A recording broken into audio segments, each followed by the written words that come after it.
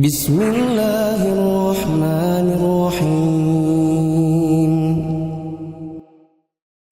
Ayo bawa harta ke surga. Dukung pembangunan sekolah Islam Mufid dengan donasi ke rekening atas nama Yayasan Muflih untuk Islam dan Dakwah. Bismillahirrahmanirrahim. Assalamualaikum warahmatullahi wabarakatuh. Alhamdulillahi wa kafa wa salatu wassalamu ala rasulillahi mustafa wa ala alihi wa ashabihi wa man iktafa. Teman-teman sekalian dirahmati Allah, pada kesempatan malam hari ini sampai 3 malam ke depan insyaallah kita akan bahas bab ke-13 dari buku Mulia dengan Manhaj Salaf. Bab 13 ini berbicara tentang firqah-firqah yang sesat dan menyesatkan.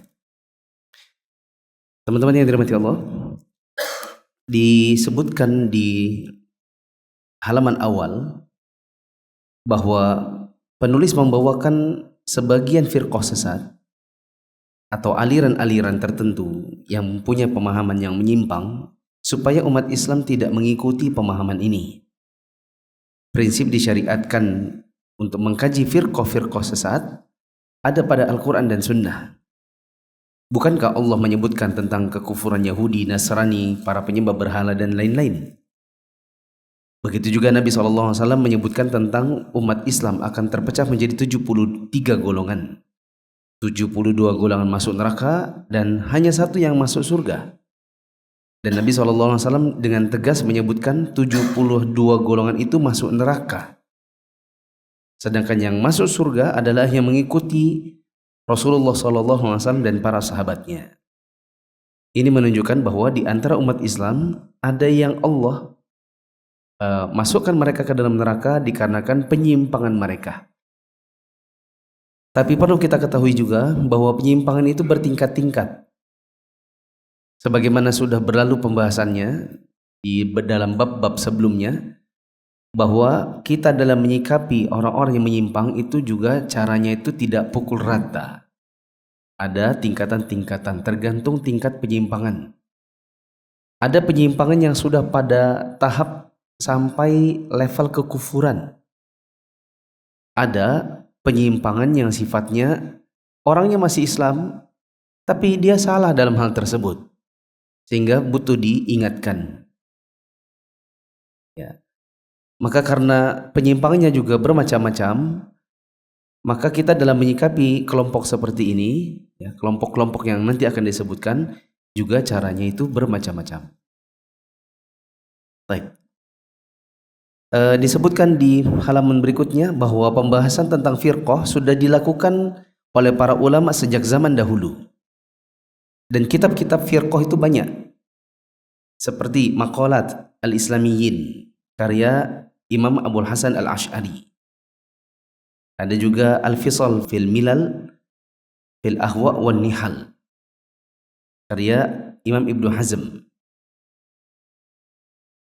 Nah, ada juga kitab-kitab para ulama kekinian seperti Firaq Mu'asirah Tantasibu ilal Islam wal Bayan wa Bayan Mauqifil Islam minha karya Dr. Ghalib bin Ali al-Awaji. Ada juga karyanya Syekh Dr. Ihsan Ilahi Zahir tentang bantahan terhadap firqah-firqah sesat dan lain-lain. Dan buku yang kita pegang ini salah satu yang memuat bantahan terhadap firqah-firqah sesat tersebut. Kita langsung kepada contoh-contoh firqahnya. Satu, Khawarij. Khawarij itu berasal dari kata kharaja atau keluar. Disebutkan di sini Khawarij adalah aliran sesat yang termasuk ahlul bid'ah. Berasal dari kata kharaja yang artinya keluar, satu aliran yang menyempal dari agama Islam dan mereka keluar dari imam-imam pilihan kaum muslimin. Bahkan mereka mengkafirkan Ali dan Muawiyah serta para pendukung keduanya. Mereka Khawarij disebut demikian dikarenakan menyatakan keluar dari kepemimpinan Ali setelah peristiwa Siffin. Nanti teman-teman perlu membaca bagaimana kisah perang Siffin ini.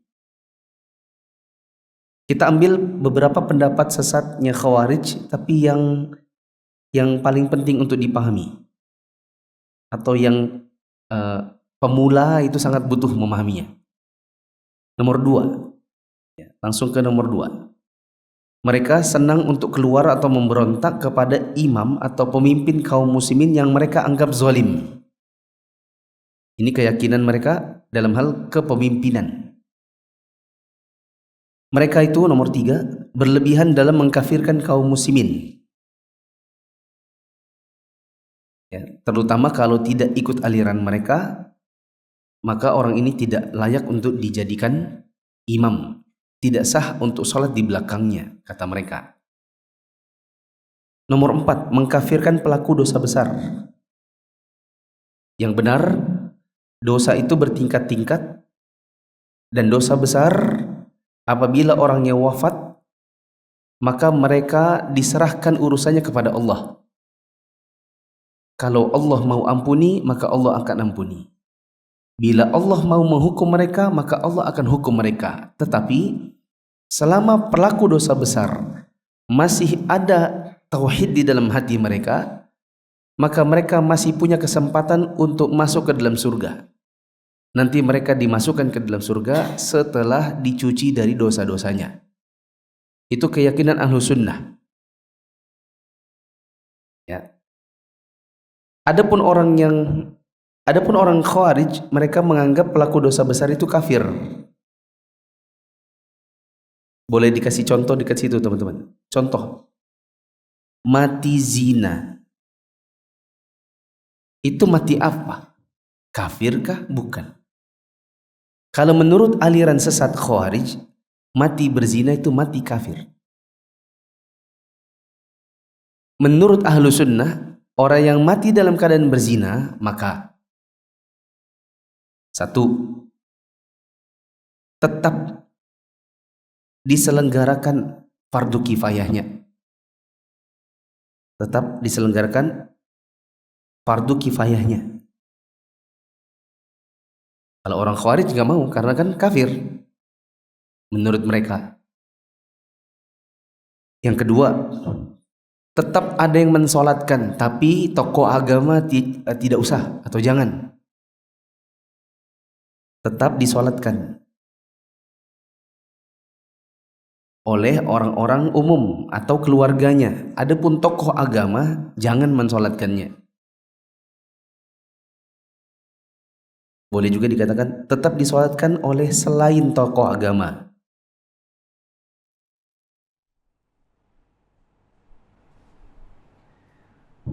Ketiga, berarti masih ada waris mewarisi. Waris mewarisi.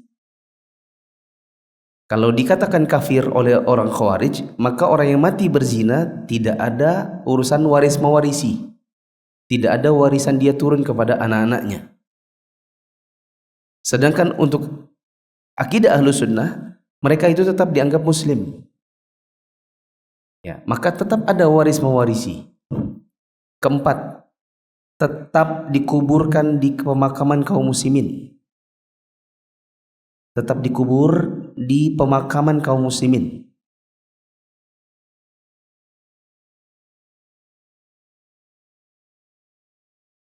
Sedangkan kalau dikatakan mati kafir oleh Khawarij, maka orang yang mati berzina itu tidak perlu dikuburkan di pemakaman kaum muslimin. Ya, kubur aja di mana terserah. Yang penting bukan di pemakaman muslim. Paham teman-teman? Contoh lain dari mati zina, atau contoh lain yang setara dengan mati zina, misalnya mati bunuh diri, mati maling. Mati maling, ketahuan orang, kemudian ditangkap, disiram bensin, dibakar, mati dia. Mati dalam kondisi maling. Mati karena menegak minuman keras. Mati karena nyabu, karena overdosis. Maka ini semua kembali ke nomor 1 tadi. Tetap diselenggarakan fardu kifayah. Tetap disolatkan oleh selain tokoh agama. Tetap ada waris mewarisi. Terus tetap dikuburkan di pemakaman kaum muslimin. Oh, tambah lagi, mati waria. Mati dalam kondisi sudah ganti kelamin. Orang-orang ini kalau memang aslinya dia adalah muslim, maka dia tetap muslim. Kalau bagi aliran Khawarij, kafir. Bagi ahlu sunnah, dia tetap muslim. Tapi waktu dia mati, nanti tetap diselenggarakan fardu kifayah, tapi waktu sholat tidak boleh disolatkan oleh tokoh agama. Kenapa tidak disolatkan tokoh agama? Untuk jadi pelajaran dan hukuman sosial. Supaya orang-orang yang waria-waria itu tobat duluan sebelum matinya. Karena dia lihat, oh, si Susi alias Susanto, si Susanti katanya. Kamu lihat nggak, Cin, Susanti kemarin mati, nggak ada yang sholat kan, ustadz-ustadz. Yang nyolatkan cuman keluarganya. Kayaknya kita harus cepat tobat ini, kalau enggak kita ndak disolatkan juga. Jadi hukuman sosial dan orang akhirnya takut. Begitu. Bisa dipahami? Ada yang mau bertanya soal Khawarij? Tidak ada. Lanjut, Syiah Rafidhah nomor 2. Karena yang akidah-akidah yang lain saya pikir tidak perlu. Bukan tidak perlu, bukan tidak penting, tetapi cukuplah untuk kita di masa sekarang. Nomor 2, Syiah Rafidhah. Syiah adalah satu nama untuk setiap orang yang lebih mengutamakan Ali bin Abi Thalib dalam Khulafaur Rasyidin. Yang sebelum beliau radhiyallahu anhum. Mereka berpendapat bahwa Ahlul Bait yang lebih berhak untuk memegang khilafah. Dan khilafah selain mereka berarti batil. Padahal sebelum Ali ada 3 khalifah. Siapa saja? Abu Bakar, terus Umar, terus Utsman. Ini sebelum Ali. Bagi mereka Abu Bakar, Umar, Utsman ini tidak sah. Karena mereka bukan Ahlul Bait. Harusnya bagi mereka, bagi orang Syiah Rafidhah, harusnya Ali. Makanya Syiah Rafidhah itu mengkafirkan Abu Bakar dan Umar. Ya. Bahkan mengkafirkan secara umum para sahabat kecuali hanya segelintir saja. Syiah adalah produk kaum zindiq. Sebagaimana disebutkan Ibnu Taimiyah. Syiah itu dibentuk atau dibuat oleh seorang Yahudi yang bernama Abdullah bin Saba. Abdullah bin Saba. Kalau Khawarij itu nenek moyangnya namanya Dzul Khuwaisirah. Dzul Khuwaisirah. Sedangkan Syiah Rafidhah nenek moyangnya namanya Abdullah bin Saba. Syiah ini bisa sampai pada taraf kekafiran. Meskipun ada juga di antara para ulama yang mengatakan Syiah itu kan modelnya atau sektenya macam-macam. Ada sekte yang dikafirkan oleh para ulama, contohnya Rafidhah. Ya, yang kata Ustadz Firanda, kita rasa kalau yang ada di Indonesia, kebanyakan mereka itu menisbatkan diri kepada yang ada di Iran, yaitu Rafidhah. Sangat jarang yang bilang, oh kami itu Syiahnya Zaidiyah aja, nggak jarang. Sedangkan Rafidhah ini sudah pada tahap kekafiran.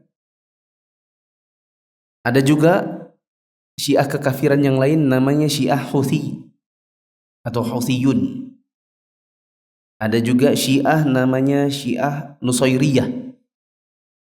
Mereka meyakini kalau ada guntur di langit itu Tuhan Ali lagi batuk.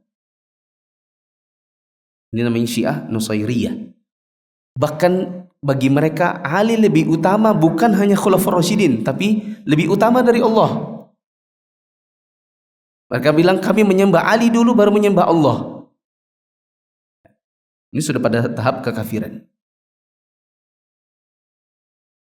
Syiah ini memiliki banyak keyakinan kufur. Di antaranya kita langsung ke nomor 2 saja. meyakini bahwa Al-Quran yang ada pada kita saat ini adalah Al-Quran yang sudah diubah. Dan siapa yang mengatakan Al-Quran sudah diubah atau Al-Quran yang kita pegang sehari-hari itu tidak murni, maka dia kafir. Karena di dalam Al-Quran ada ayat di surat Al-Hijr ayat 9, Inna nahnu nazzalna dzikra wa inna lahu lahafizun. Kami yang turunkan Al-Quran dan kami akan jaga, kata Allah. Al-Quran itu dijaga oleh Allah. Bagi mereka, bagi orang-orang Syiah, Al-Quran yang ada di tangan kita ini tidak lengkap dan sudah digonta-ganti oleh sebagian sahabat Nabi. Mereka bilang tidak lengkap, tidak asli.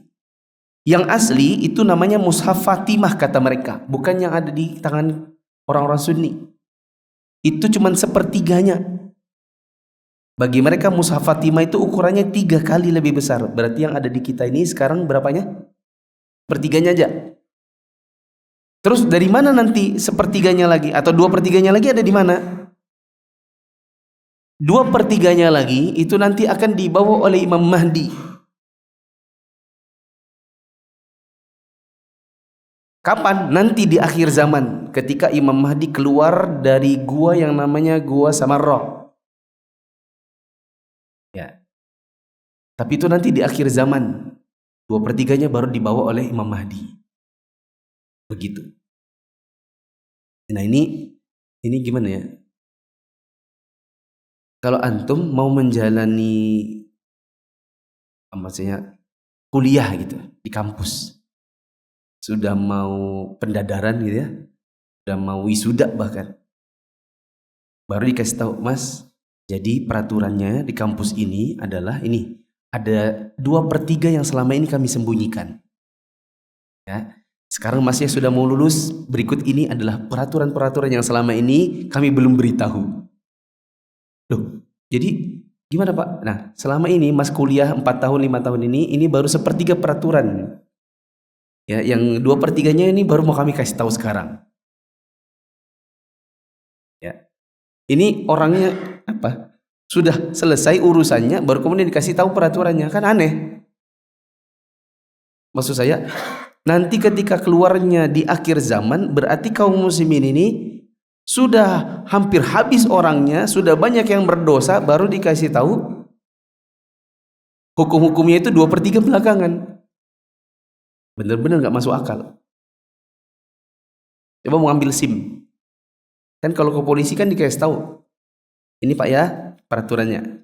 1, berapa tahun? 17 tahun. Ada surat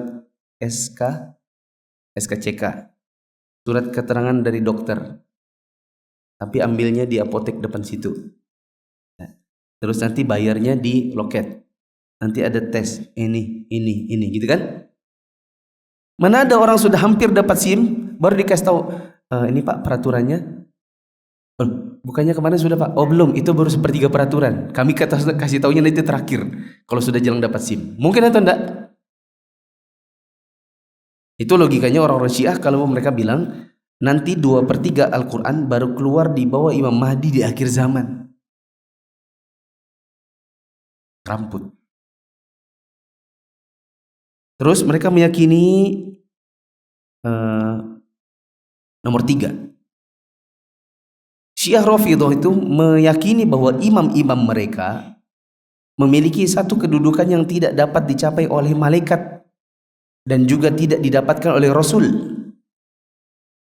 Pemimpin mereka yang namanya Khomeini ini pernah berkata, dan sesungguhnya yang pasti dalam mazhab kami, orang-orang Syiah Rafidhah, bahwa imam kami memiliki makom atau kedudukan yang tidak dapat dicapai oleh malaikat dan nabi sekalipun. Apa maksudnya? Maksudnya adalah termasuk diantaranya Jibril dan Nabi Muhammad. Mereka punya makom yang tidak bisa dicapai oleh Jibril dan Muhammad. Di antaranya saya baca di kitabnya Syekh Muhammad bin Abdurrahman Al-Hamad, Syekh Muhammad bin Abdurrahman Al-Hamad, yang judulnya Aqidatu Ahlussunnah wal Jamaah Mafhumuha Khasaisu Ahliha. Beliau sebutkan bahwa orang-orang Syiah Rafidhah itu punya keyakinan bahwa imam-imam mereka itu baru mati kalau lagi pengen mati. Kalau imamnya orang Syiah hendak kepengen mati, maka enggak mati. Jadi mati dan hidup bukan di tangan Allah, tapi di tangan mereka sendiri. Kapan mereka mau mati, baru mereka mati. Dan tidak seperti itu Nabi Muhammad. Nabi Muhammad aja enggak begitu.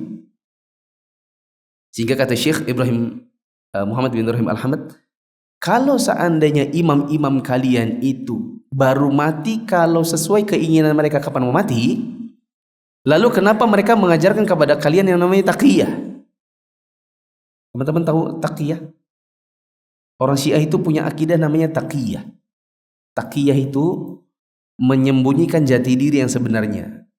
Jadi mereka adalah orang Syiah Rafidhah, tapi kalau mereka berhadapan dengan yang bukan Syiah Rafidhah, mereka seolah-olah seperti temannya ini. Kesyiahannya disembunyikan. Bisa dipahami? Sama kayak aliran salah satu aliran sapu, Jokam. Mereka itu punya taqiyah. Jadi kalau di depannya orang-orang Sunni atau di depannya orang-orang yang bukan mereka, mereka seolah-olah teman. Tapi kalau di dalam kelompok mereka sendiri, nanti baru mereka buka topeng mereka. Ini namanya taqiyah. Orang-orang Syiah punya keyakinan kita sebagai orang Syiah harus taqiyah, menyembunyikan jati diri. Nah, kata Syekh Muhammad bin Ibrahim, seandainya kalian ini imamnya baru mati sesuai dengan keinginan, lalu kenapa mereka mengajarkan kepada kalian taqiyah? Harusnya kan nggak ada yang perlu ditakuti. Apa yang kalian takutkan dari ngomong gini? Iya, kami Syiah Rafidhah. Apa yang kalian takutkan? Kalian takut mati? Takut digebukin orang? Ya. Katanya matinya nanti sesuai dengan keinginan diri sendiri. Kemudian nomor 5. Nomor 5, mereka mengkafirkan seluruh sahabat Nabi. Ini lebih relevan kalau di zaman sekarang.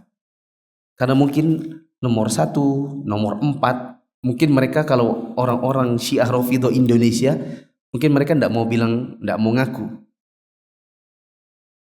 Mungkin mereka akan bilang, nggak ada kami, ini tuduhan ini fitnah ini. Nggak ada kami seperti ini. Oke. Nomor 5 mereka tidak bisa, kecuali mereka mau taqiyah. Apa itu? Mereka mengkafirkan seluruh sahabat Nabi kecuali beberapa orang saja. Seperti Ali, Fatimah, Hasan, Husain, dan sebagian dari sahabat Nabi. Adapun Abu Bakar, Umar, Muawiyah, ini bagi mereka adalah kafir. Dan siapa yang mengkafirkan sahabat Nabi, maka dia kafir.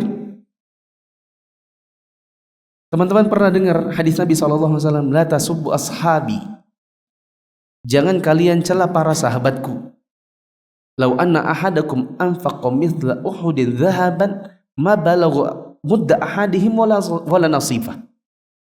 Seandainya kalian ini menyedekahkan satu gunung Uhud isinya emas semua, maka pahala yang kalian dapatkan dari sedekah satu gunung Uhud itu dari emas semua tidak akan bisa menyamai pahalanya di sisi Allah bila mereka berinfak hanya dengan 2 telapak tangan atau setengah telapak tangan yang isinya cuma gandum. Ini mencela sahabat Nabi. Bagaimana kalau mengkafirkannya? Begitu. Nomor 6. Di antara akidahnya orang-orang Syiah itu adalah taqiyah, yaitu zahir dari ucapan dan perbuatan mereka tidak sesuai dengan hati dan batinnya. Ini sebenarnya setara dengan dusta dan kemunafikan. Karena Nabi SAW juga pernah mengatakan, ya, di antara bentuk munafik itu adalah seseorang datang kepada satu kaum dengan satu wajah, datang ke kaum yang lain dengan wajah yang berbeda. Ini bentuk kemunafikan. Coba kalau kita punya teman kita ini kalau di depan kita baik, di belakang kita ngomong berbeda, ngomongin kita malah. Ini apa namanya? Suka kita bilang apa? Kamu ini apa? Kamu ini munafik. Di depanku kamu sok baik, di belakang kamu bicarakan saya. Dan orang-orang Syiah ini punya keyakinan taqiyah. Mereka tidak bisa menyembunyikan kalau mereka sedang ibadah. Tapi kalau kita hanya sedang dialog, mereka bisa menyembunyikannya. Bagaimana kalau mereka sedang beribadah? Kita bisa lihat di antaranya. Ada orang kalau ibadah suka model jamaah suri. Padahal nggak ada kebutuhan. Sholatnya mereka dalam satu hari itu 3 waktu. Subuh, sama subuhnya. Datang zuhur, mereka tidak zuhur. Nanti datang jelang asar, mereka zuhur dulu. Baru kemudian asar. Datang maghrib, mereka belum sholat maghrib. Nanti datang waktu isya, baru mereka maghrib, nyambung isya. Mereka bikin jamaah suri, tapi hari-hari. Ini salah satu ciri-ciri. Tapi kalau kita temukan orang begitu, jangan terburu-buru. Bisa jadi di wanita istihadhah. Karena wanita istihadhah, salah satu keringanan bagi mereka jamaah suri. Jangan nanti, maaf ya, mbaknya ini wanita Syiah Rafidhah ya? Kok bisa? Iya, saya lihat tiap hari sholatnya 3 waktu. Oh enggak, saya ini wanita istihadhah.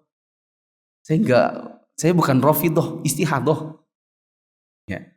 Kitanya balik nanya, istihadhah itu apa? Lah, malu-maluin aja. Perempuan kalau darahnya keluar terus menerus di luar dari masa-masa haid, itu namanya istihadhah. Karena mereka sulit untuk terus menerus sholat sebagaimana biasa, maka diberi keringanan.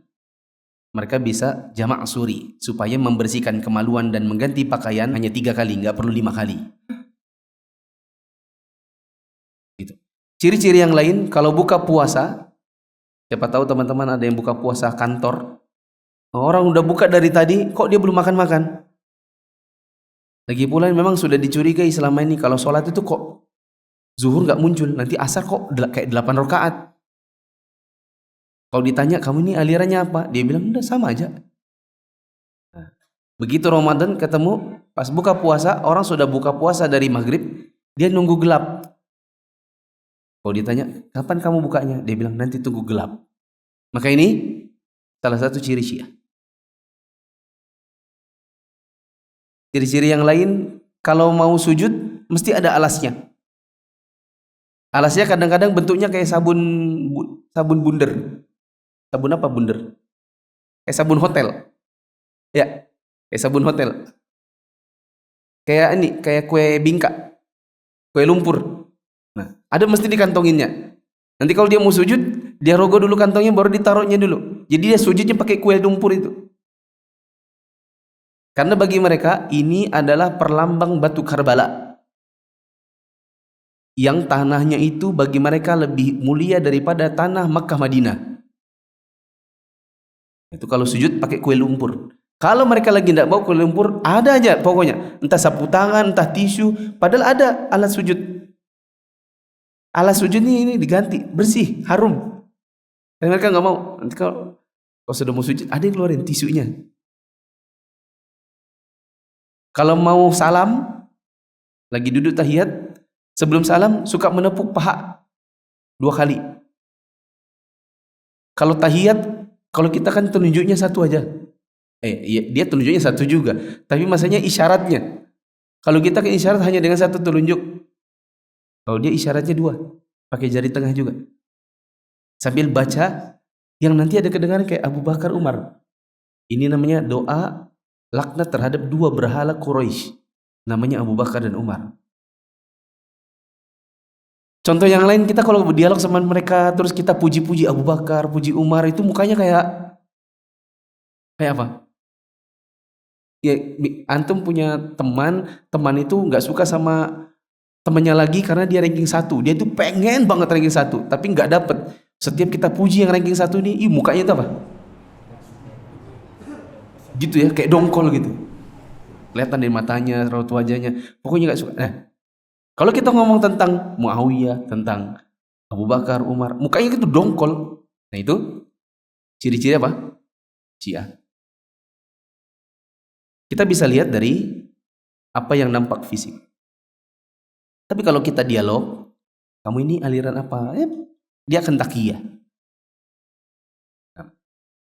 Kata orang Syiah, taqiyah itu adalah syiar agama Syiah.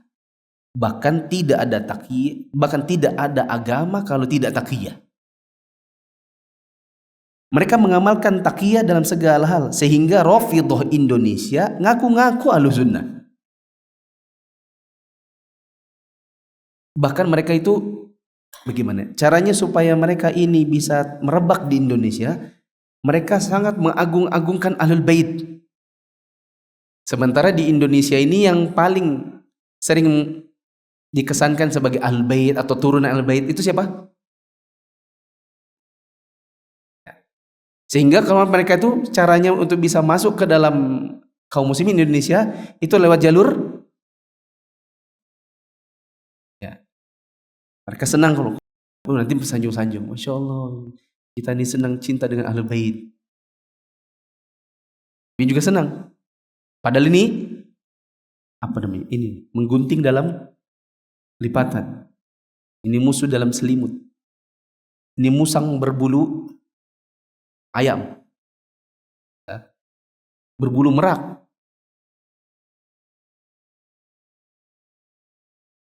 Kemudian nomor 3, ada aliran namanya Qadariyah. Qadariyah ini aliran sesat, termasuk Ahlul Bid'ah. Tokohnya namanya Ma'bad Al-Juhani. Qadariyah ini berasal dari kata qadar, ya, yang intinya adalah dinamakan Qadariyah karena mereka mengingkari takdir Allah. Tapi saya punya catatan, boleh dicatat dekat situ. Qadariyah semacam ini, model begini, yang mengingkari takdir Allah ini sudah punah. Sebagian ulama mengatakan sudah tidak kita temukan lagi ada orang berani mengingkari ini adalah takdir Allah. Tapi ada tapinya. Tapi ada gaya baru.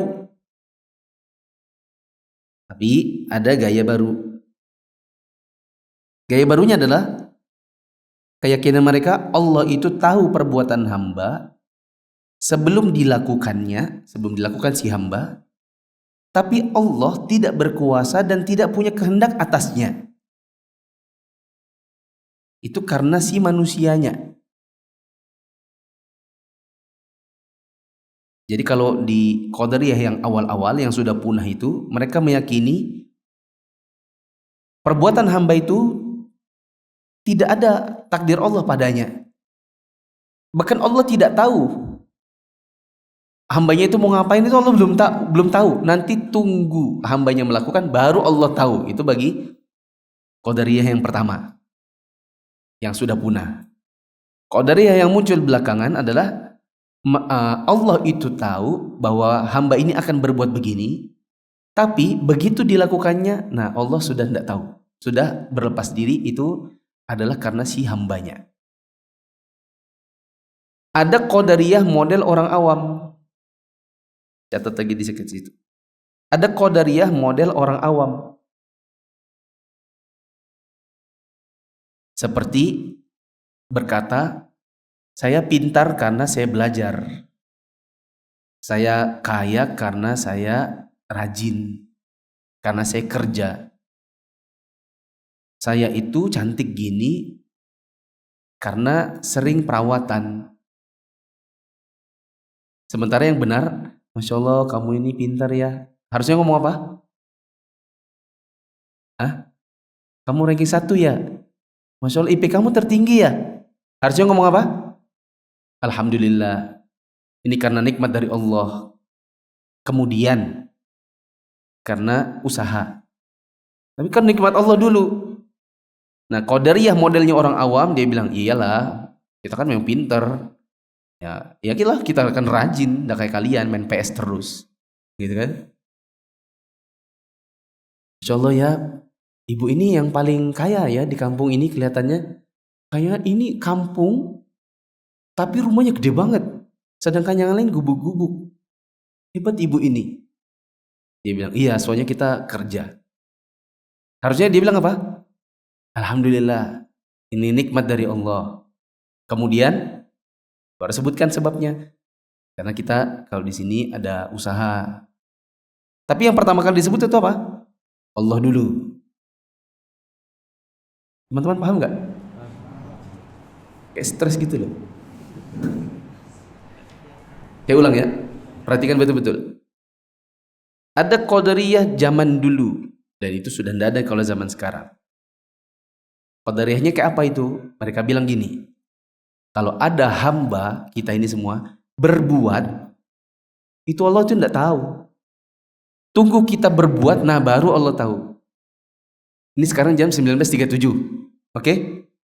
Jam 19.50 nanti, sholatkah, wudukkah, batal wudukkah, sholatnya soft 1 kah, soft 2 kah, itu Allah nggak tahu sekarang ini. Menurut mereka. Kalau keyakinan Ahlussunnah, Allah tahu. Nanti besok 2 tahun lagi Allah sudah tahu.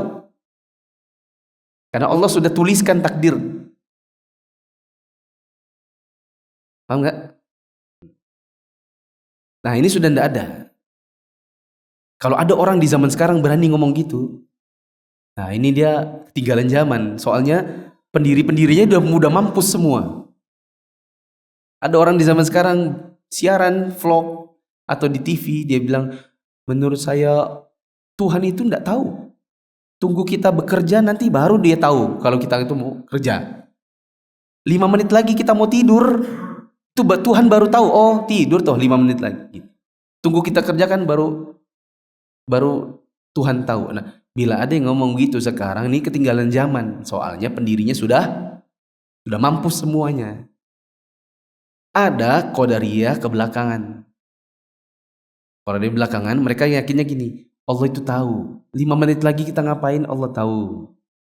10 menit lagi Allah itu tahu. Tapi Allah itu nggak punya kehendak. Saat kita ngapain itu nggak ada campur tangannya. Sementara keyakinan Ahlussunnah, kita ngapain itu dengan takdir Allah. Paham? Sampai pun ada yang mencuri, itu takdir Allah. Tetapi tidak boleh menyalahkan takdir lalu berkata, sorry pak, saya memang nyuri, tapi bukan saya yang nyuruh, Allah yang suruh. Siapa suruh dia takdirkan saya nyuri? Nah, kalau ada orang bilang gini, kita apain? Contoh waria-waria itu. Dan dia bilang, ini kan bukan saya yang mau. Saya juga itu waktu masa penciptaan, kalau saya disuruh pilih, saya jadi perempuan.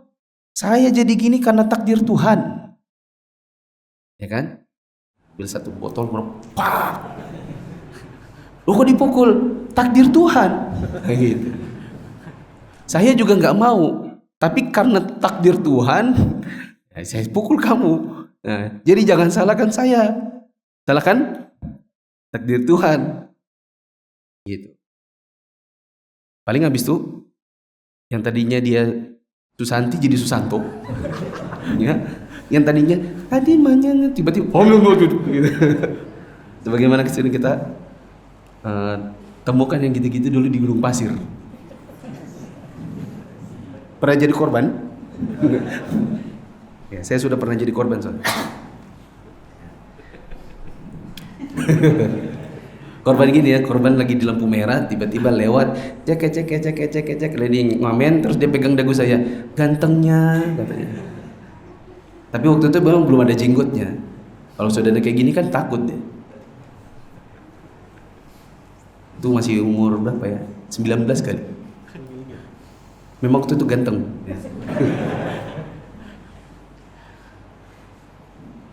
Nah, ada qadariyah orang-orang awam. Mereka orang Islam, mereka tuh tidak tahu kalau itu tuh gaya-gaya qadariyah. Seperti kalau dibilang Masya Allah ini kaya, dia nggak bilang itu nikmat dari Allah. Dia bilang ini soalnya saya kerja, ini soalnya saya belajar, soalnya saya memang berusaha gitu. Padahal harusnya dia bilang apa? Ini nikmat Allah. Paham ya teman-teman? Baik, yang berikutnya yang keempat, Jahmiyah. Untuk Jahmiyah ini aliran sesat munculnya akhir kekuasaan Bani Umayyah. Disebut Jahmiyah karena didirikan oleh namanya Jaham bin Safwan. Jaham bin Safwan ini muridnya Ja'ad bin Dirham. Ja'ad bin Dirham ini zindik yang pertama kali mengadakan bid'ah bahwa Al-Quran itu makhluk. Nah, perhatikan teman-teman, sebagian guru-guru saya dulu bilang sebenarnya aliran Jahmiyah itu harusnya namanya Ja'diyah, karena Jaham bin Safwan itu cuma murid. Dia punya guru namanya siapa? Ja'ad bin Dirham. Harusnya yang terkenal itu Ja'adnya, tapi ini nggak tahu kenapa yang terkenal muridnya. Tapi sebenarnya Jaham bin Safwan ini menyadur dari gurunya, cuman mungkin kalah tenar, makanya orang lebih menamakan aliran ini namanya Jahmiyah, bukan Ja'diyah. Di antara keyakinan kekufuran mereka atau sesatnya mereka, nomor satu, mengingkari nama-nama dan sifat-sifat Allah. Ini teman-teman bisa kembali merujuk kepada kajian Al-Aqidah Al-Wasithiyah. Sudah tamat pembahasannya lengkap di YouTube dan Facebook Mulfisa Fitra Official. Atau bisa ikut Mufid Islamic Academy. Ini saya lagi meramu. Insya Allah akan ada Mufid Islamic Academy versi offline. Kan selama ini online. Nanti akan dibikin insya Allah versi offline-nya. Yang belum pernah tamat Aqidah Wasithiyah nanti insya Allah ikut Mufid Islamic Academy, nanti insya Allah dapat lagi babnya. Atau ya silakan download terus dengarkan. Kemudian mereka berpendapat nomor dua, Al-Quran itu adalah makhluk. Sebenarnya Al-Quran itu bukan makhluk. Al-Quran itu adalah kalamullah, bukan makhluk. Sehingga kalau Al-Quran itu makhluk, maka dia bisa bertambah, bisa kurang, bisa berubah-ubah. Kemudian nomor 5, ini keyakinannya orang Indonesia. Jadi ini orang Indonesia banyak juga yang Jahmiyah versi awam. Mereka bilang Allah itu di mana-mana. Yang benar, Allah itu di langit, bersemayam di atas arsy. Dan terlalu banyak dalil Al-Quran dan Sunnah yang menunjukkan hal demikian. Apa dalilnya Ustadz? Nah, silakan lagi buka Al-Aqidah Wasithiyah. Sudah lewat babnya. Nomor 7, berpendapat seperti pendapatnya Murji'ah. Murji'ah itu apa? Nanti di nomor 6. Oke, azan dulu.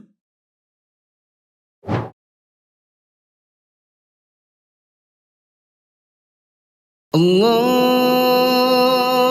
Akbar, Allahu Akbar, Allahu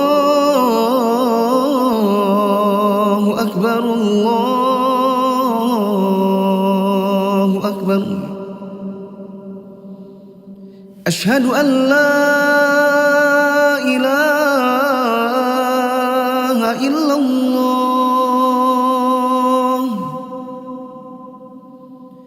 Asyhadu an la ilaha illallah. Asyhadu anna Muhammadar Rasulullah.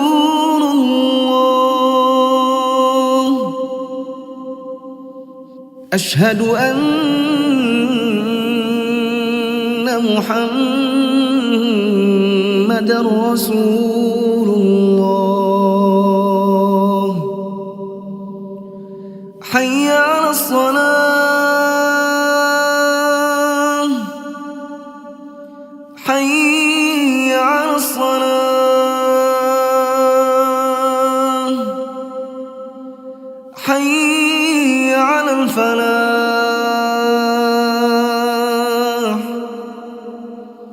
حي على الفلاح.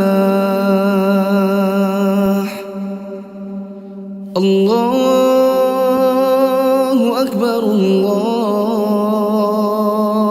أكبر. لا إله إلا الله.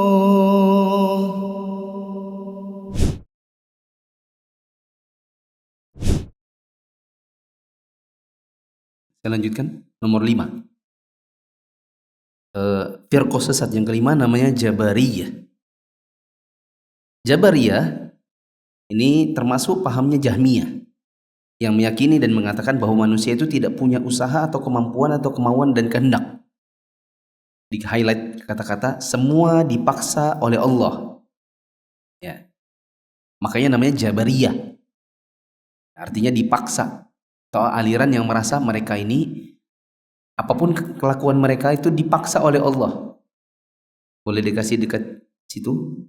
Maka itu yang bilang, contoh ya, contoh waria, maling, dan lain-lain yang beralasan dengan takdir. Ini semuanya sebenarnya adalah Jabariyah kekinian.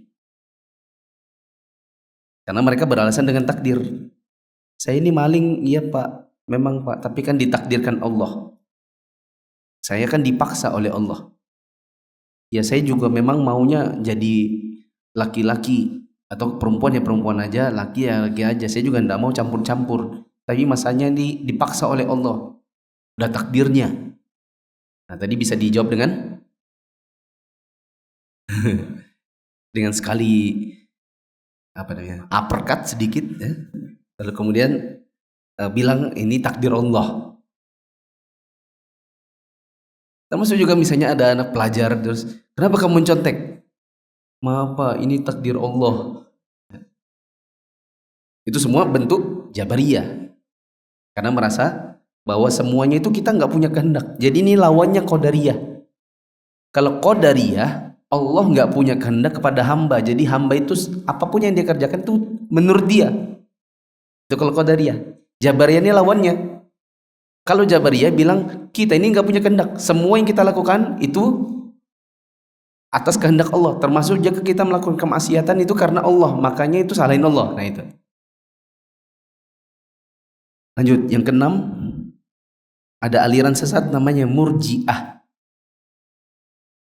Murji'ah atau aliran irja. Yaitu aliran sesat yang meyakini bahwa amal tidak masuk dalam iman. Kemaksiatan tidak membahayakan iman.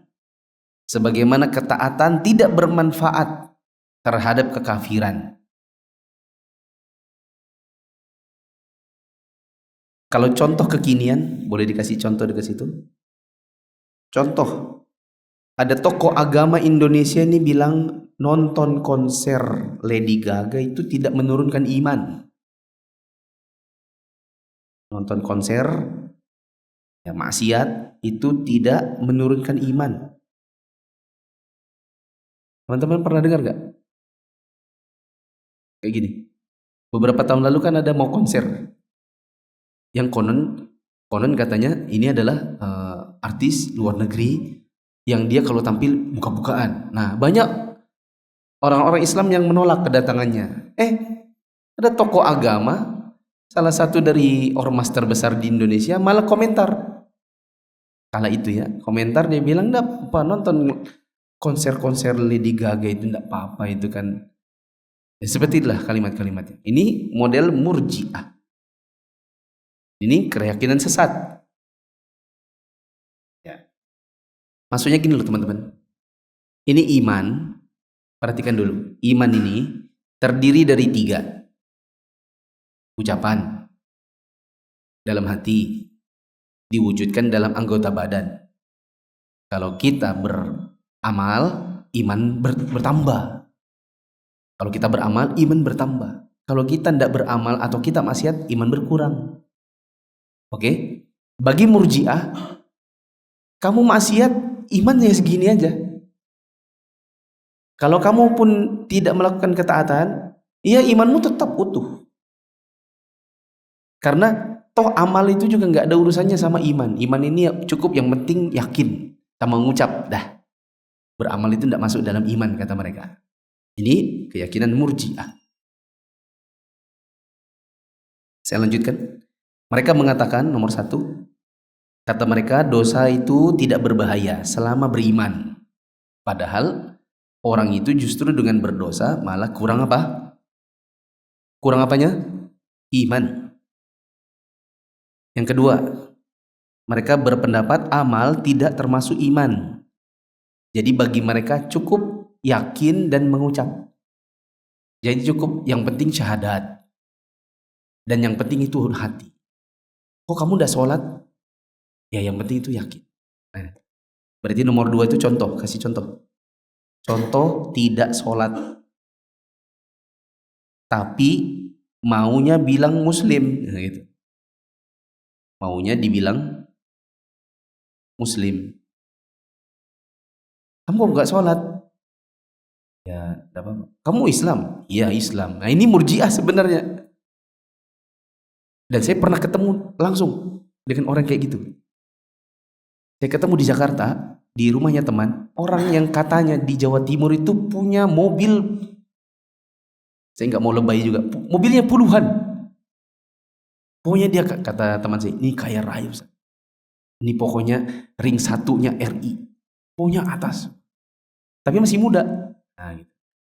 Datang waktu zuhur, saya bilang, Mas, ayo zuhur, ayo Mas, zuhur ya. Iya iya, silakan. Loh, kok silakan? Ayo bareng. Daripada saya sholat sendirian, saya musafir ke Jakarta. Sampean kan dari Surabaya, musafir juga. Kita jamak kosor bareng. Silakan. Saya sholat duluan terpaksa, karena dia bilang silakan. Sudah selesai sholat, duduk sambil makan, baru saya tanya. Boleh nggak tanya? Iya Ustaz. Sampean nggak sholat ya? Iya Ustaz. Kenapa nggak sholat? Yang penting yakin sama Gusti Pangeran. Pangeran siapa? Pangeran Allah. Oh Allah itu pangeran. Yang penting yakin. Apa maksudnya yang penting yakin? Ya yang penting kita ini yakin bahwa kita ini cinta kepada Allah. Terus gak sholat? Ya meskipun gak sholat. Nah ini apa namanya? Murji'ah. Jikanya kalian sesat. Karena cuman taunya iman itu yang penting ngucap beriman, hatinya beriman, tapi nggak beramal. Gitu. Makanya orang-orang Indonesia ini senang banget dengan aliran Murji'ah karena bebas beramal. Gitu. Nomor 3, menurut mereka taat maupun maksiat imannya tetap sama. Mereka bilang iman itu tidak bertambah, tidak berkurang. Itu nomor 4. Dah, ini saja. InsyaAllah besok kita lanjutkan nomor 7 dan seterusnya. Barakallahu wa bihamdika. Asyhadu an la ilaha illa anta astaghfiruka wa atubu ilaik. Wassalamualaikum warahmatullahi wabarakatuh.